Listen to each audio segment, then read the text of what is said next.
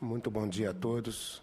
Em nome da Infraero e do seu presidente, Gustavo do Vale, eu cumprimento o senador e, em nome dele, cumprimento todos os membros aqui do Senado e os colegas aqui presentes.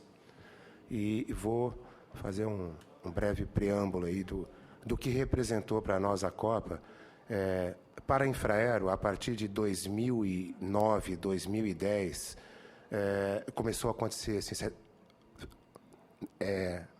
aqui no Brasil uma demanda muito extraordinária de passageiros e carga. Em 2011, por exemplo, tivemos assim um crescimento de 20 e poucos %, 2012 quase 18%, e foi em cima disso que todo o planejamento foi feito. Obviamente, nós tínhamos como meta e sabíamos da nossa responsabilidade durante a Copa e depois junto às Olimpíadas, mas todo o planejamento da Infraero foi preparado para atender a demanda que se instalou e que vinha prevista ao longo dos próximos anos, que foi extremamente excepcional. Todos nós aqui já discutimos isso lá no passado, que muita gente teve acesso ao transporte aéreo e, com isso, houve uma pressão enorme, né? Por novos terminais e principalmente por novos pátios e pistas, já que as empresas aéreas substituíram essas aeronaves de menor porte por outras de muito maior porte e, com isso, a demanda aumentou. Então, a Copa sempre foi uma meta nossa, mas a gente tinha que, naquele momento, atender essa demanda prevista. Obviamente, Doutor esse Jaime, ano... Como foi preparado aqui pela consultoria, eu acho que isso tem muito a ver praticamente com a palestra de cada um de vocês, com a fala. Eu vou ler aqui o que, porque isso o senhor pode responder já e vai a análise que eu acredito que cada um fará. De acordo com a opinião de especialista, uma das áreas mais sensíveis para o desenvolvimento do país é o setor aeroportuário. A Copa do Mundo representou uma grande oportunidade para que esse tema entrasse de forma vigorosa na agenda nacional. Hoje, passado 1 ano e meio de realização do evento, que balanço pode ser feito nesse campo? O que foi possível aprender com o desafio de realizar simultaneamente tantas obras nos aeroportos brasileiros, e aí, inclusive, a questão da concessão. Eu acho que seria importante por causa da posição da Infraero, não só dos aeroportos já concessionados, os aeroportos que estão já em via de licitação e outros aeroportos que a gente gostaria de saber aqui como que a Infraero, que passou a ser sócia dos aeroportos, né? A maioria deles seria importante colocar aqui depois até o percentual, me parece que foi 40%. 49%. Né? 49%. E como a Infraero vê também a possibilidade de novas concessões a serem realizadas no Brasil. Inclusive, eu gostaria já de deixar aqui especificamente no caso do aeroporto de Cuiabá, Mato Grosso, porque é um aeroporto estratégico, ao segundo maior área de aeroportos do Brasil, cravado no centro da cidade de Várzea Grande, que só tem o rio ali, Cuiabá, que une a capital, portanto, muito próximo do centro de Cuiabá e dentro do centro de Várzea Grande. E também, estrategicamente, um aeroporto que está no centro no centro do Brasil e também no centro da América do Sul. E hoje, infelizmente, nós não temos nenhum voo de integração com o Mercosul.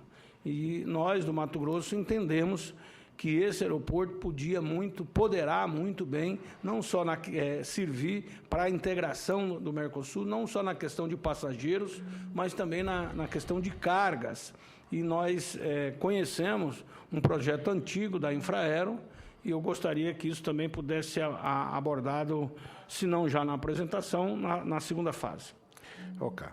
Bom, feito isso, eu dei esse preâmbulo, então eu vou dar uma passada aqui exatamente nessa janela de oportunidade que o Brasil teve nesse segmento aeroportuário, com visão Copa, mas principalmente para atender assim, essa demanda. E o que foi feito, o que nós conseguimos avançar até o fim, o que ficou algo ainda pelo caminho, e a gente vai ver aqui qual foi, entre aspas, o legado, né, que o Brasil teve com esses investimentos todos aqui.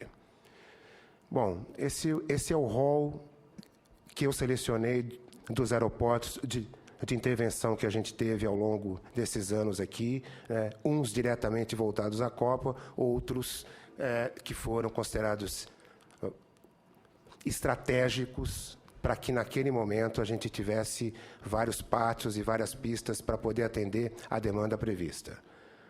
Começamos com Manaus, né? Manaus praticamente tem um novo aeroporto. Houve uma ampliação extraordinária, né? Manaus fazia 36 anos que não tinha uma intervenção profunda, e essa intervenção foi bem, né, profunda. Praticamente quadruplicou a capacidade operacional dele, né? É isso aí. Nós temos hoje em Manaus essa capacidade instalada para 13 milhões e meio de passageiros ano, porque a gente fez o terminal grande e também, para quem conhece a região, o Eduardinho foi inteirinho reformado e ampliado. Então, meu entendimento é que o governo federal, ou seja, quem for, em Manaus vai ficar longos anos agora sem ter que fazer investimentos aí pesados e só fazer manutenção. Foi um grande investimento mesmo para a cidade, né? Esses são o escopo, né, a capacidade aumentada, né? A gente deu muito enfoque também, não só a terminal, que estava carente, mas também a pátio de aeronaves, que era, vamos dizer, na ótica operacional, a carência mais premente de quase todos os aeroportos, a capacidade de atender grandes aeronaves que se solidificaram aqui no Brasil, né? Fortaleza, né? Fortaleza, a gente fez uma implantação lá e, em seguida, nós tivemos um problema muito sério com o consórcio lá, construtor. Esse contrato foi rescindido e, hoje, né, Fortaleza está no escopo de aeroporto a ser concessionado agora. Então, nós entendemos, e até parece muito lógico, que não cabe mais ao poder público fazer investimentos, né? E isso, Salvador. A gente também fez uma implantação muito grande lá em Salvador. Esse aumento lá de capacidade, bastante grande, uma reforma geral. Salvador também é um novo aeroporto, é um aeroporto a ser concessionado nessa próxima leva.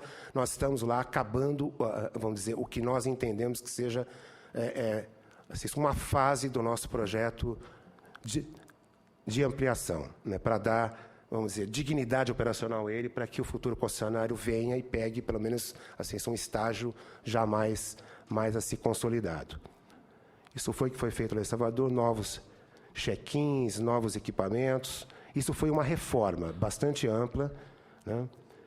E vocês vão ter acesso a tudo isso que foi entregue lá, né?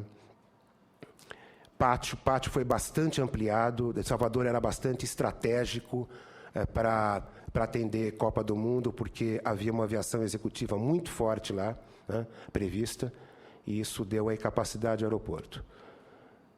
Em Salvador, nova torre lá de controle. Essa torre também era imprescindível ser entregue, foi entregue, né, aumentou a capacidade operacional lá do sistema de pistas bastante. Confins, né? Confins também, nós aí pegamos aí Confins, já parte das obras, já com o processo lá de concessão instalado, mas cabia ao poder público vários investimentos que foram concluídos lá, né? Especialmente na área operacional, novas pontes de embarque, salas de embarque e, fundamentalmente, acesso viário novo, né? Cobertura, saguão. E agora o concessionário está terminando e fazendo a sua implantação, que é a ampliação, né? Aumentamos muitos pátios lá, bastante. Construímos o Terminal 3, que hoje a BH Airport, operadora, já transformou isso em terminal internacional, né? Transferiu todos os voos internacionais para ele. Isso foi essa foi também uma saída que a gente teve. Vários aeroportos foi chamado até de puxadinho, mas eram construções muito mais simples e rápidas de serem construídos, que foi atendendo a demanda prevista. Mas aumentou bastante a capacidade lá de Confins. Hoje a capacidade é 17 trilhões, a demanda prevista está na fase de 14 a 15 milhões, e aí agora a BH Airport entrou para fazer os seus grandes investimentos, né? Fizemos também um pátio monstruoso lá em Confins, fundamental na Copa do Mundo, que era a opção operacional de São Paulo e do Rio. Muito grande esse pátio, realmente uma grande obra. E uma expansão da pista que nós estamos concluindo agora a primeira fase e as próximas etapas a BH Airport é que vai executar. Em Curitiba, nós também fizemos vários investimentos lá, primeiro lá no terminal existente, e isso já era previsto, nós entendíamos à época que isso daria conta para a Copa, e estamos agora finalizando a expansão, que é muito grande, e provavelmente em dezembro agora a gente já deva ter assim, seu produto pronto, vale a pena conhecer, ficou um belíssimo aeroporto e também com uma capacidade assim, instalada que vai muito longe. Acho que a gente não vai precisar fazer mais nada lá durante muito tempo, né? Assim, cresceu bastante, né? E a gente está com uma capacidade, vai ter uma capacidade instalada agora no início lá de 16, de quase 15 milhões, e aí vamos ter aí uma demanda de 9,5 milhões, com crescimento médio que agora voltou ao normal, 3 a 4% ao ano, que é a média histórica brasileira, né? Muito grande essa expansão, ficou muito, muito bonito o aeroporto. E também mexemos em pista, restauramos aí toda a pista, né? Fizemos um novo terminal de carga lá. Em Cuiabá, cujo senador é oriundo, né? A gente conhece a história, travamos muitas batalhas assim juntos, né, senador? Nós tivemos uma grande frustração aqui. Aqui foi uma excepcionalidade. A Infraero fez essa obra em convênio com o governo do Estado, né? O governo do Estado foi o licitante e o contratante, e havia repasse da Infraero mediante a execução e a apresentação lá da medição. Nós empurramos bastante essa obra até a Copa do Mundo para fazer o básico, mas assim ficamos devendo. Não. Minha avaliação é que o consórcio construtor lá não deu conta lá do recado, né? E aí, no pós-Copa, a gente sabe disso, lá no pós-Copa, a Infraero tentou durante muitos meses, né,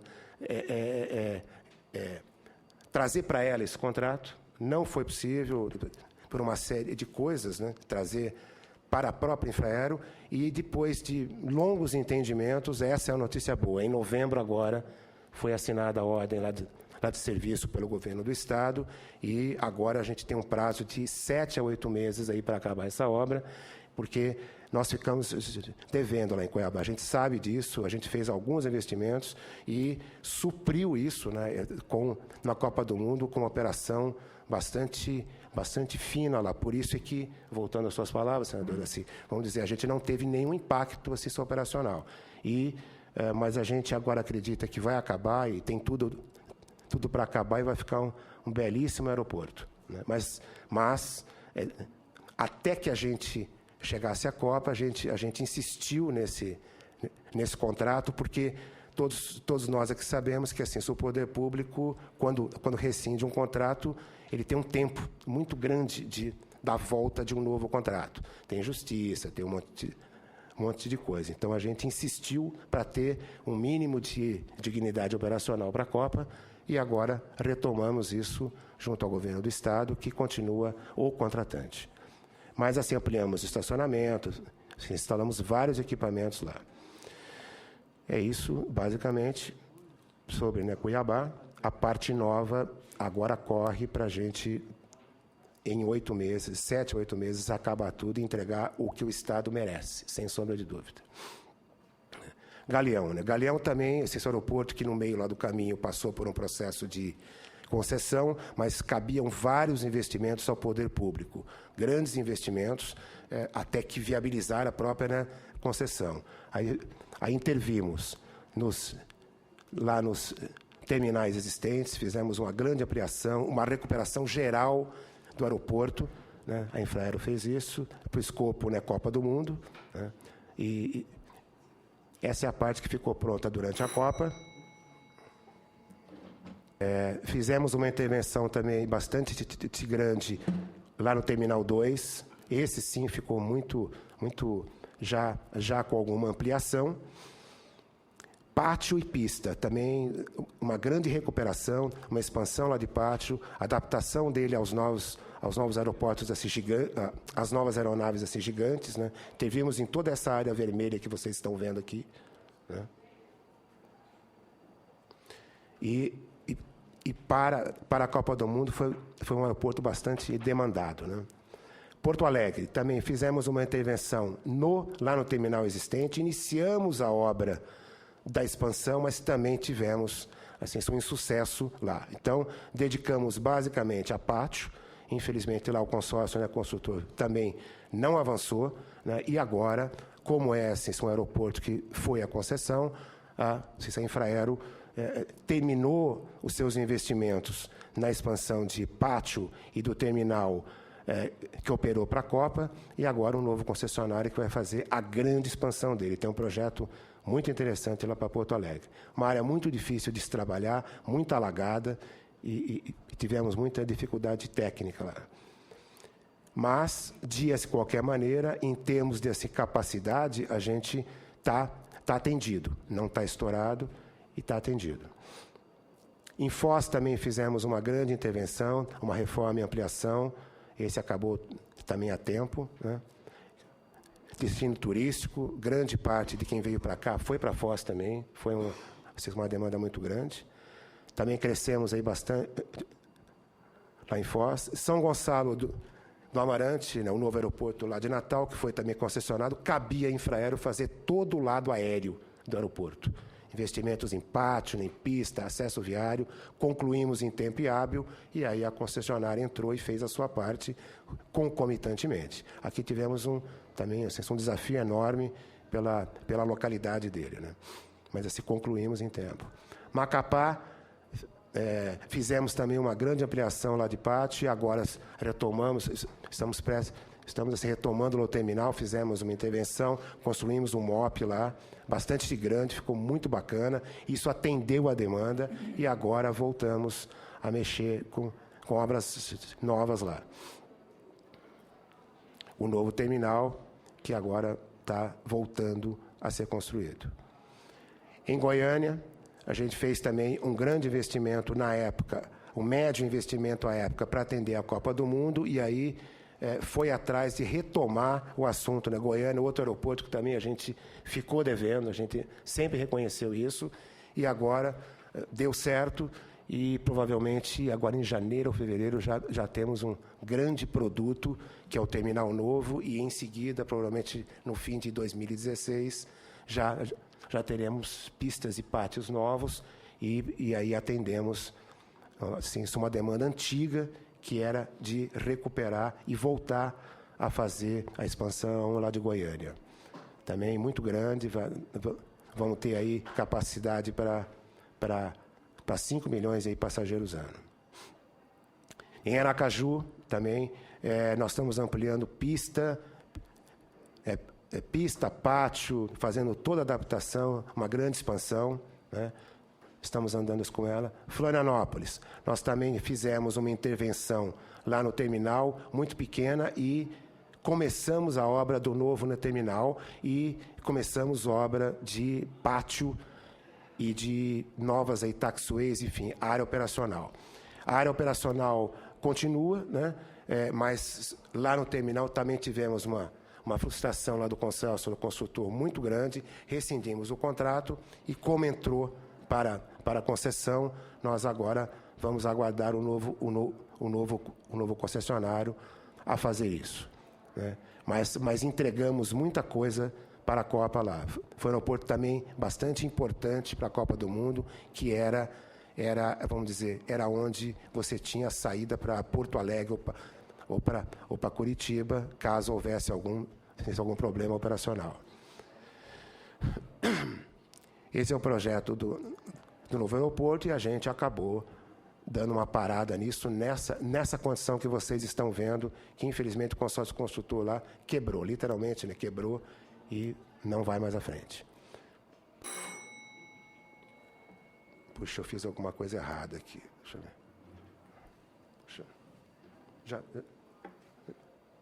Agora sim. Acho que agora foi. Não está indo mais. Acho que então acabou, né? Acabou. Eu fiz um pente fino no que eu julguei mais, o que nós assim julgamos mais importante. Quero também deixar claro que nos 3 aeroportos, né, concessionados, quando foi feita a concessão, foi feito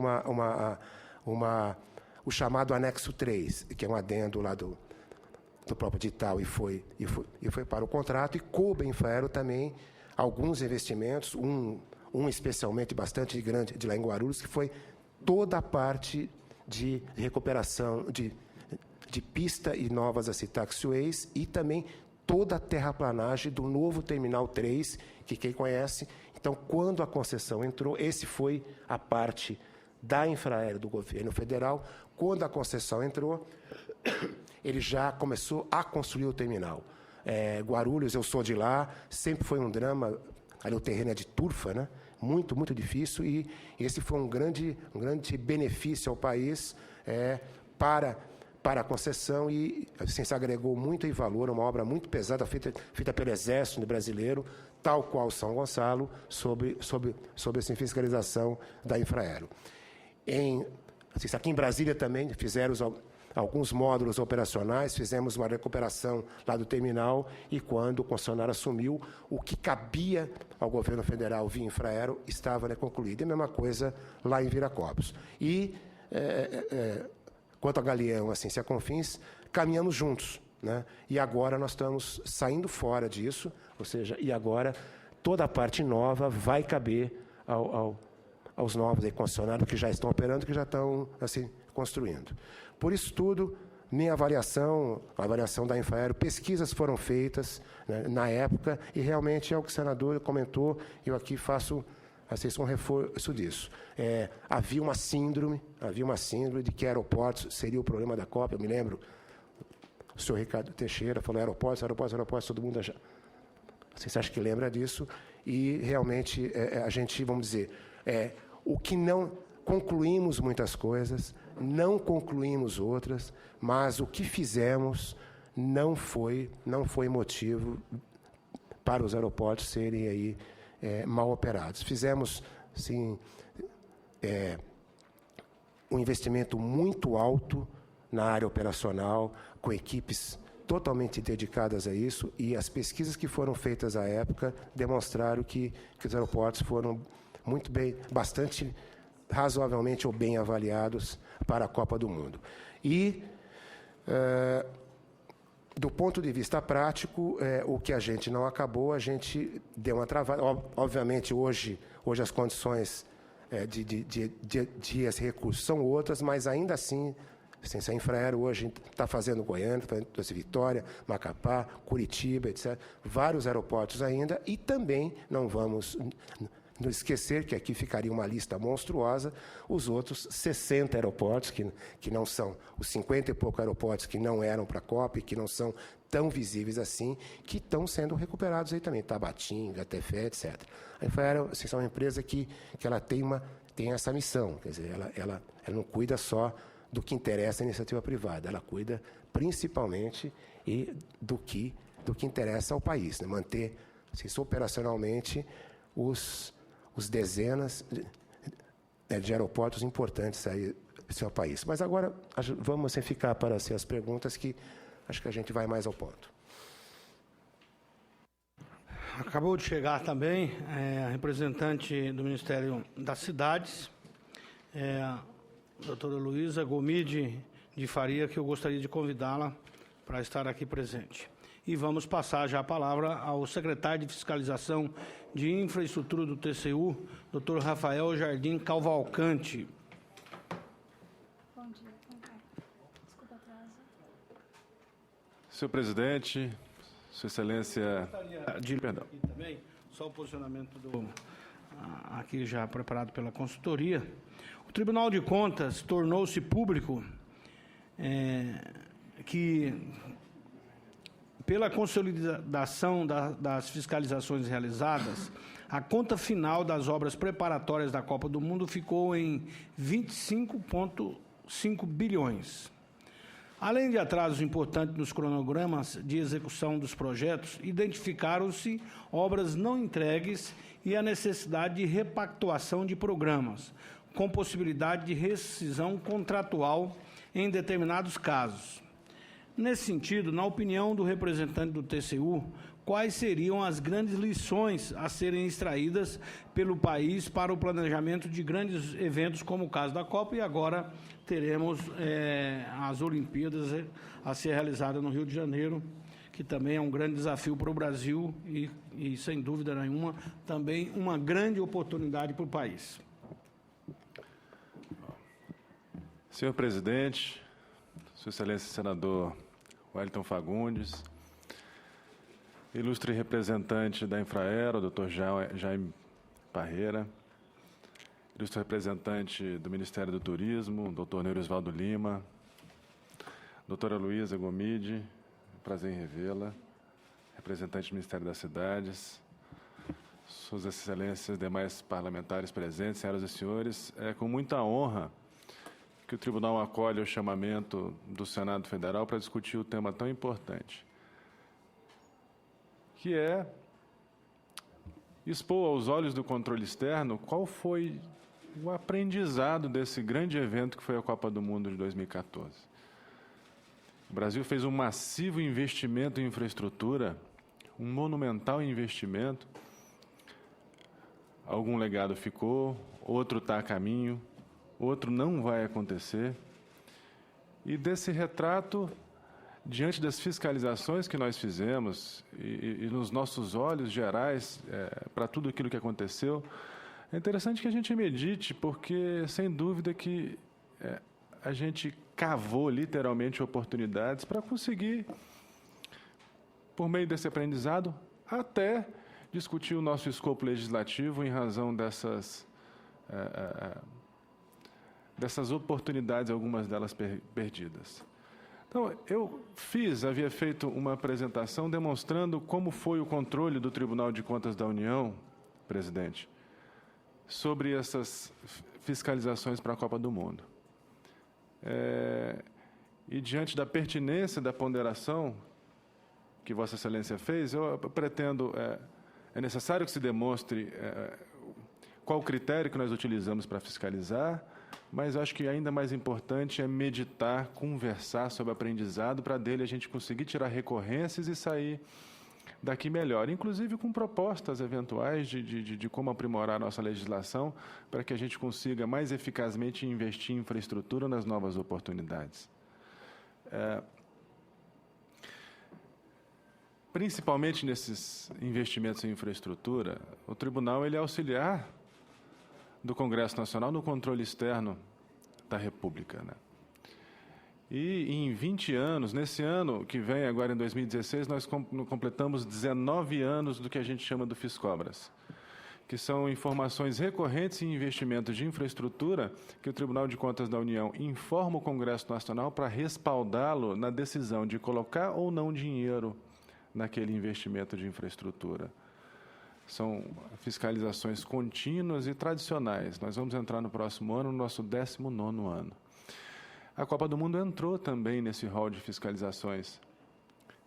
Desde 2009, 2010, que a gente atuou nesses grandes empreendimentos, informando ao Congresso Nacional e à sociedade, não somente a conformidade com a lei, mas a legitimidade daquelas obras, daqueles investimentos, daquelas decisões com relação à eficiência, eficácia, economicidade, e da vantagem para a sociedade daquilo que ela poderia extrair do dinheiro que é dela. E como a Copa do Mundo,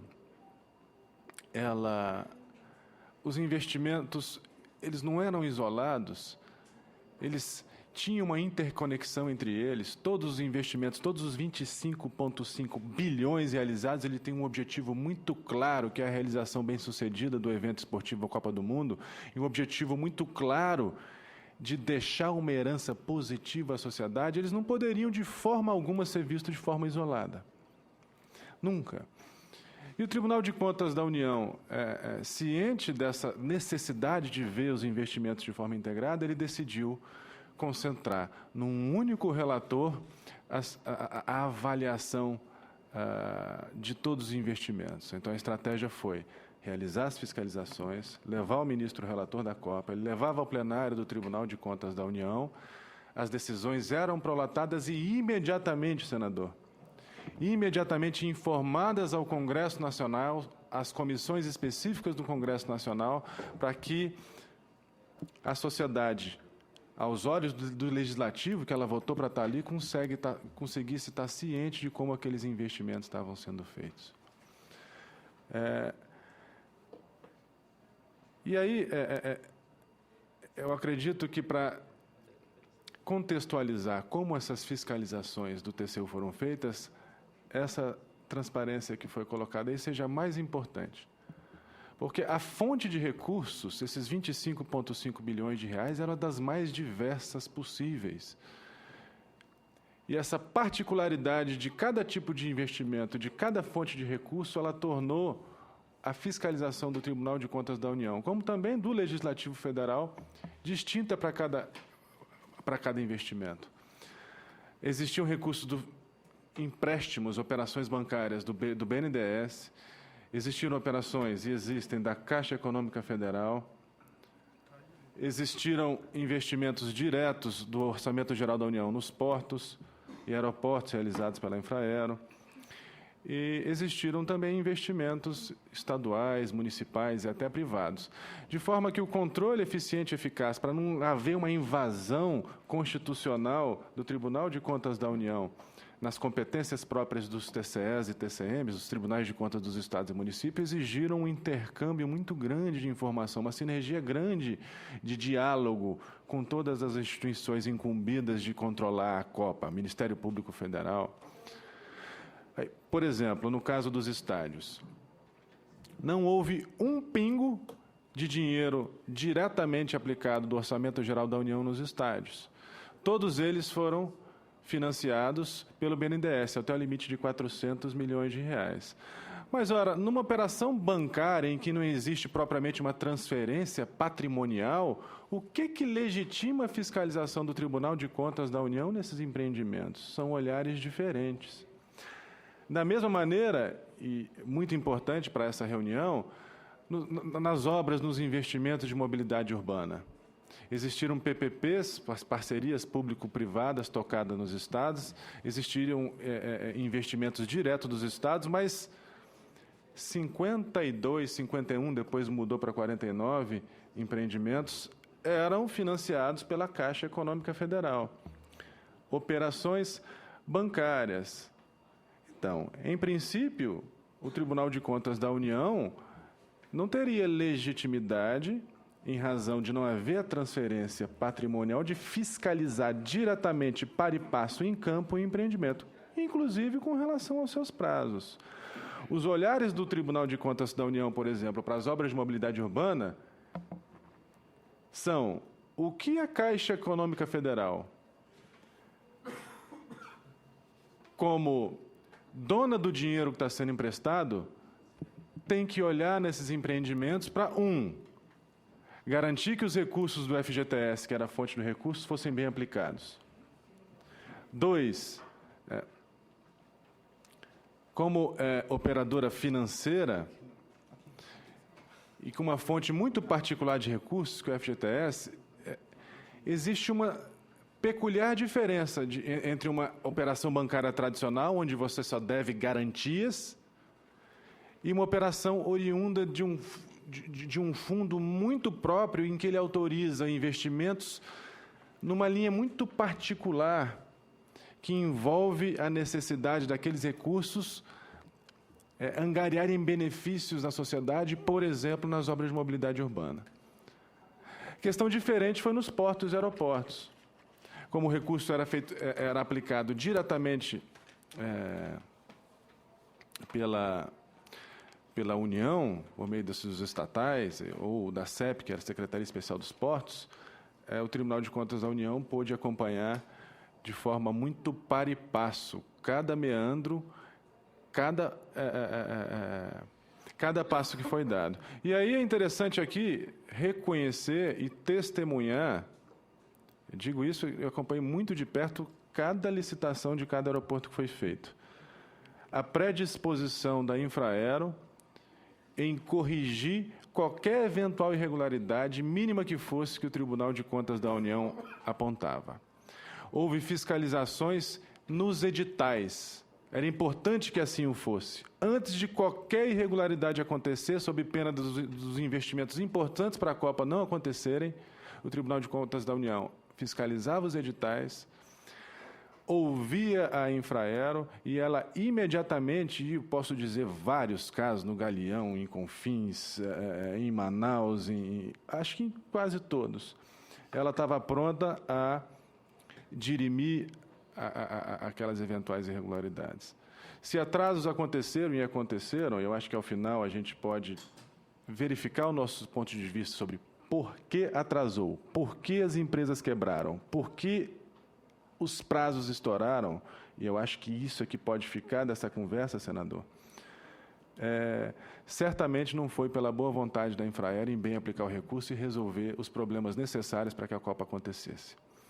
Essa é uma testemunha, o ministro relator era o ministro Valmir Campelo, diversas reuniões a gente fez com a Infraero, e nesse debate eu posso claramente e com tranquilidade dar esse testemunho. Da mesma maneira com os portos, a CEP também, a gente fez fiscalizações muito tenras nos editais e com colaboração muito próxima dos TCEs e TCMs. Quando os recursos da União limitavam seus financiamentos, voltando de novo para o caso de mobilidade urbana da Caixa e dos estádios, o TCU avalia apenas a regularidade das operações bancárias. A gente, via de regra, não entra na obra, no meio da obra, para fiscalizar a obra, porque o recurso originalmente não é do AGU.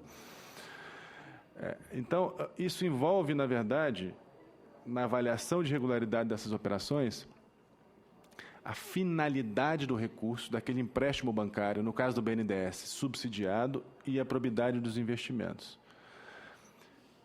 Então, a gente deu um passo além do que costuma dar. Vamos dizer assim, a legitimidade de empréstimos feitos pelo BNDES, pela Caixa Econômica Federal, não poderiam alimentar, por exemplo, empreendimentos superfaturados.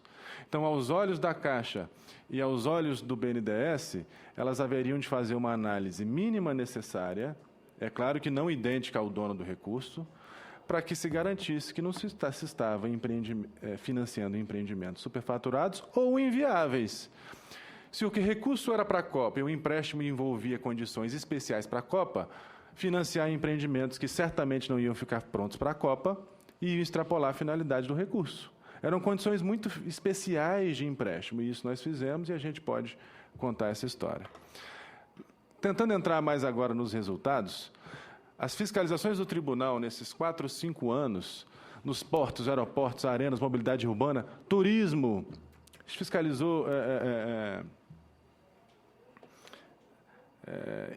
também as renúncias financeiras, fiscalizamos TI, segurança pública, elas renderam benefícios concretos em redução real dos orçamentos de pelo menos 650 milhões de reais. Mais transparência, mais controle social. Não são resultados estimados, pode ser que redução concreta de contratos fiscalizados pelo TCU na Copa do Mundo. Todos realizados em idade tenra dos empreendimentos, preferencialmente nos editais, para viabilizar alterações tempestivas que rendessem, de fato, a economia do dinheiro do cidadão para realizar a Copa do Mundo. E aí alguns resultados no aeroporto de Confins, e aí a gente contou, de fato, com a boa vontade da Infraero, ela reconheceu o prejuízo por nós apontados, houve uma redução de 70 milhões no edital, no aeroporto de Manaus, outros 70 milhões, no Galeão existiram 16 e 17 milhões, no aeroporto de Fortaleza, 15 milhões, nos portos, houve redução de 75 milhões nos orçamentos. Nos estádios de futebol tinha uma governança muito própria do controle do Tribunal de Contas da União. Como haviam muitas PPPs e a responsabilidade pela fiscalização dos empreendimentos era eminentemente dos tribunais de conta dos estados, naquele viés de, olha, o BNDES, como legitimidade da aplicação do recurso público que é subsidiado, ele não poderia financiar, por exemplo, obras superfaturadas. Então, na eventualidade de uma fiscalização de um tribunal de contas de um estado verificar irregularidades que pudessem dar aso a algum investimento antieconômico, o tribunal determinava ao BNDES que, até a solução daquela irregularidade pelo Estado, ele se abstivesse de passar recurso. Essa foi a lógica das fiscalizações dos Estados. Então, por exemplo, no Maracanã, houve redução no contrato em 97 milhões. Na Arena da Amazônia, outros 84 milhões. No caso de mobilidade urbana, também são financiamentos. A nossa estratégia fiscalizatória foi orientar a Caixa Econômica Federal a respeito daquilo que ela deveria analisar previamente ao repasse dos recursos, né? Em alguns empreendimentos, a gente determinou que eles fizessem análises necessárias e suficientes para garantir que na intenção daquele recurso, que aquelas obras de mobilidade fossem feitas e terminadas anteriormente ao empreendimento. Por quê? A autorização de crédito, até então realizada pelo Conselho Monetário Nacional, ela envolvia operações especiais de crédito, inclusive a possibilidade de extrapolação dos limites da dívida pelos estados e municípios, que envolviam o término tempestivo para as obras. E, mais uma vez, se algo não aconteceu, acho que é algo que extrapola a questão específica da Caixa, ou da mobilidade, ou do aeroporto. Por que no Brasil é tão difícil de se terminar a obra a tempo? Ao final dessa prestação de contas, de falar o que a gente fez, eu vou me propor a conversar rapidamente pelo tempo que a gente tem sobre isso. Não, e aí, é claro que os representantes do Ministério das Cidades vão ter dados muito mais atualizados. O último que nós tivemos, eu acho que foi de outubro, foi esse. Daqueles empreendimentos tidos como para a Copa do Mundo, daqueles empréstimos feitos pela Caixa, a informação de outubro é que até então existia 77,8% do desembolsado.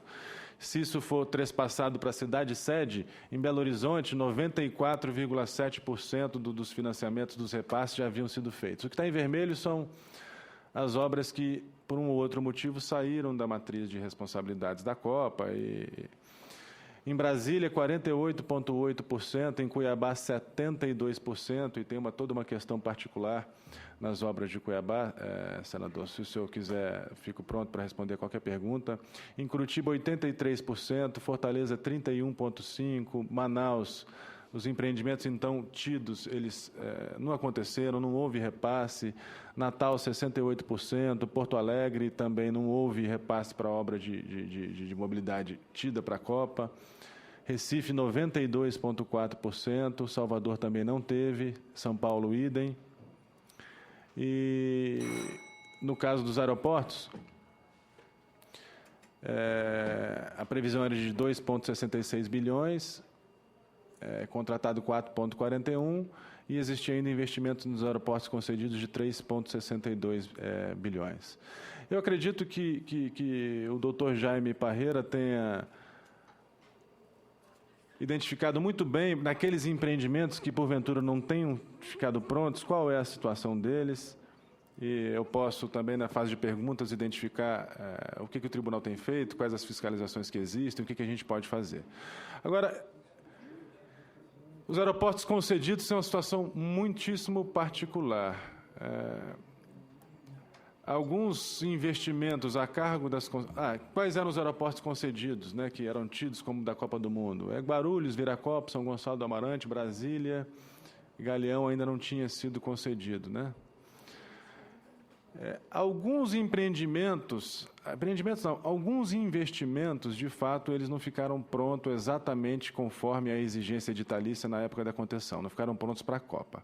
É claro que isso tem consequências contratuais, tanto no fluxo de caixa do empreendimento, quanto com relação às multas. O tribunal, ele fez e faz fiscalizações específicas para dar consequência a esses contratos, porque eles tinham cláusulas, uns gatilhos muito próprios de, olha, se você não tiver esse investimento pronto para a Copa, a consequência é X e Y. Eu já posso antecipar que a consequência é essa, vai ter que alterar o fluxo de caixa, porque atraso no investimento ele é bastante impactante no fluxo de caixa e eventuais multas contratuais daí decorrentes.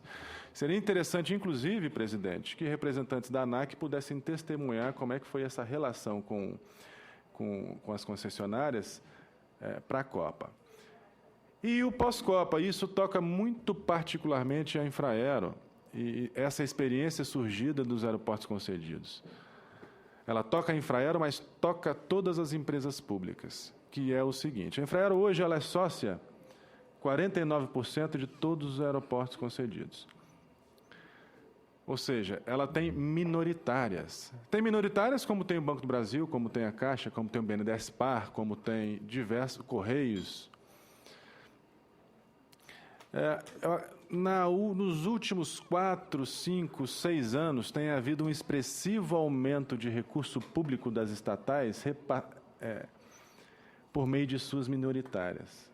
E como elas não têm um controle, elas aportam dinheiro e há de se ter uma governança muito clara, muito boa, sobre a adequação e a legitimidade desse gasto. Então, sendo bastante grosseiro, e posso explicar conforme seja, se existe 1 bilhão de investimento no aeroporto de Guarulhos, a Infraero teria que aportar 500 milhões. Mas por que o investimento é 1 bilhão? Quem é que vê? Qual é a estrutura fiscalizatória dentro de uma empresa para saber se o investimento é de 1 ou de 2 ou da metade disso? Exagerando, a Infraero pode botar 500 milhões ou pode botar 250. Então, existe toda uma questão societária da Lei 6404, que é a Lei das SAs, que, na verdade, as empresas, no caso da Infraero, ela tem que quase que se reaprender, se reinventar para lidar adequadamente com esse investimento. E os objetos das fiscalizações nos aeroportos concedidos do TCU para a Copa, eles têm militado especificamente sobre essa necessidade de reinvenção quase que societária da Infraero para lidar com esse desafio de conseguir ser eficiente na aplicação de recursos das suas minoritárias. Esse assunto é importantíssimo, porque ele atravessa, ele trespassa a Infraero, ele envolve todas as estatais. Eu acredito que a oportunidade de discutir sobre isso seja a nova lei de governança das estatais que está em trâmite nessa Casa Legislativa. É um assunto delicadíssimo e importante, e atual. E ele toca, sim, os investimentos para a Copa do Mundo. Se existe um aprendizado daí decorrente, é a necessidade de ter um acervo legislativo que cuide de verificar a propriedade de como essa fiscalização da estatal é feita, e também do Congresso Nacional. Por quê? Investimento da estatal tem que entrar no Orçamento Geral da União. Só que o dinheiro das suas minoritárias é inversão financeira, ele não entra na OGU. O Congresso Nacional, Vossa Excelência, senhor presidente, não tem a mesma transparência no gasto de uma minoritária como tem no gasto da estatal. Se o Congresso Nacional não tem a mesma transparência desses gastos, a sociedade também não tem. E isso é novidade, aumentou demais a aplicação desse tipo de recurso. É importante que se debruce sobre esse tema. E pode ser também visto, por que não, como a herança da Copa, porque a participação da Infraero é muito grande e os aportes são gigantescos.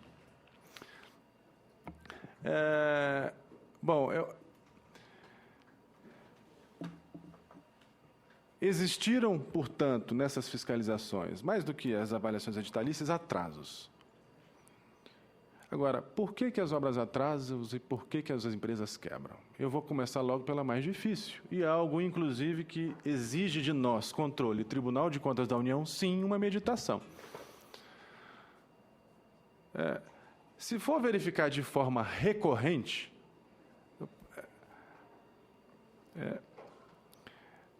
eventual atraso nos pagamentos que são feitos acaba com uma empresa.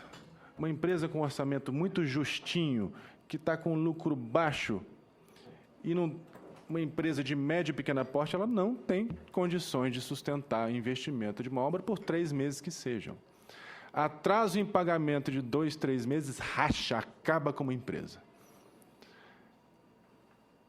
Ou seja, é preciso também de saúde financeira do ente pagador para garantir que a empresa consiga ter fôlego. Mas a Infraero, por exemplo, que onde isso aconteceu de forma muito sistemática, diversas empresas quebraram. Não posso se dizer que houve aí, eventualmente na próxima fase, a Infraero pode falar, se houve assim atraso recorrente que ensejasse a ajuda para a quebra da empresa. A gente precisa de fato meditar. Meditar, inclusive, estamos reconhecendo que a gente merece fazer trabalho sobre isso, sobre por que quebrou. Será que o preço estava justo demais? A gente reconhece que a gente precisa nos debruçar sobre o problema.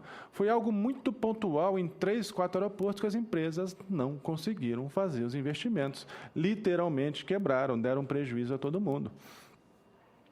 Agora, naquilo que a gente tem bastante experiência, que atravessa a Copa do Mundo,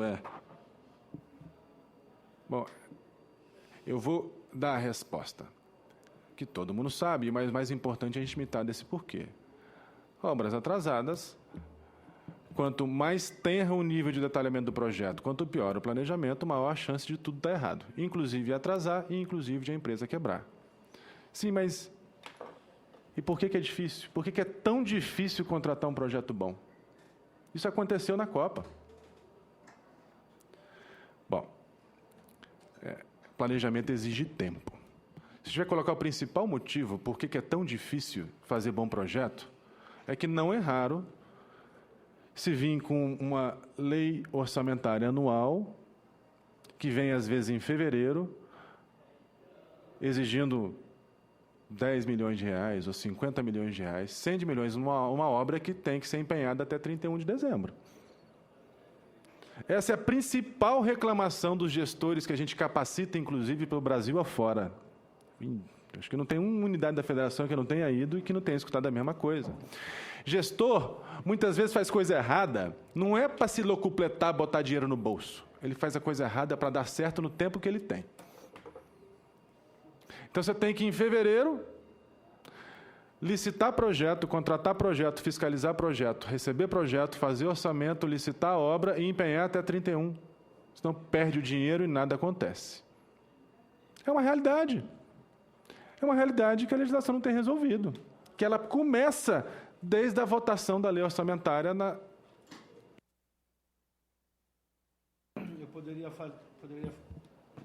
poderia fazer uma intervenção exatamente o que está acontecendo neste momento. Neste momento, nós já estamos avançados na votação da LOAS e ainda não temos votado a lei de diretriz orçamentária. Então, como é que você vai fazer planejamento num orçamento que você não votou ainda, que o Congresso não votou ainda a lei de diretrizes orçamentárias, que precede necessariamente a feitura do orçamento? Ao que dizem, e eu não tenho cabelos brancos suficientes ainda aí de tê-los, é que isso acontece décadas. Sempre foi assim. Mas pode ser diferente. Ou então, a nossa missão no Tribunal de Contas da União e a gente zela muito por isso e tem muito orgulho disso, é controlar a administração pública em benefício da sociedade. Se a gente não tiver condição de identificar problema e oferecer resposta, a gente tem que pensar no que está fazendo. E essa é uma resposta clara. Qualquer proposta que não impacte seriamente sobre esse problema, ela está chovendo no molhado, está enxugando gelo. Vou falar umas outras no pouco tempo que eu tenho. E, presidente, é importante, eu acredito que possa dar resultado. Copa do Mundo, os projetos começaram, difícil projeto começou desde 2009, 2008, 2010, para obras que demoraram 3, 4 anos. O Brasil tem extrema dificuldade de fazer projetos de Estado. a prestação de contas é feita de 4 em 4 anos. Naquilo que termina em 4 anos dá certo, naquilo que vai para 8, ninguém quer fazer. E é claro que isso impacta o planejamento dos empreendimentos. Vou passar para o próximo. É extremamente difícil contratar projeto. Quase impossível contratar boas projetistas. Vou tentar rapidamente em 2 motivos. É uma pretensão muito grande tentar identificar o porquê. Isso aconteceu na Copa do Mundo, e Curitiba foi caso claro, no aeroporto de Curitiba. Primeiro, se eu sou particular, eu contrato uma vez uma boa projetista, ela faz bobagem, ou num projeto estrutural enche de ferro, sai caro, nunca mais contrato. A administração pública não consegue fazer isso. A projetista, no particular, ela gasta tempo para oferecer um bom projeto, ela faz modelagens. A projetista, quando contrata com um órgão público, ela quer entregar o que quer que seja, porque quanto mais rápido ela entrega, mais rápido ela recebe. Mesmo boas projetistas não têm o maior interesse em entregar bons projetos, ela não é remunerada por isso. Qualquer proposta legislativa que se mereça, que se paute sobre essa questão, se não tratar seriamente sobre o assunto, vai enxugar gelo. Mesmo boas projetistas não têm interesse em entregar bons projetos. E aí tem uma outra questão. Até a dificuldade de selecionar boas projetistas.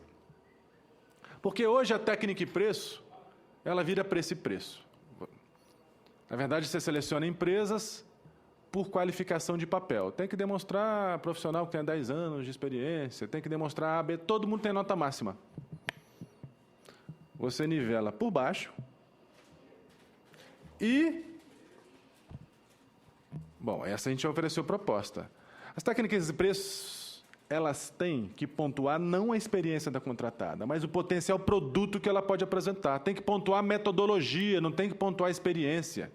Só que, para isso, você precisa dar tempo das empresas pré-dimensionarem os projetos. E aí cai de novo naquele problema do tempo. Embora os gestores saibam o que fazer, não tem tempo para fazer. Tem que pontuar metodologia. Rapidamente, questão dos prazos na administração pública.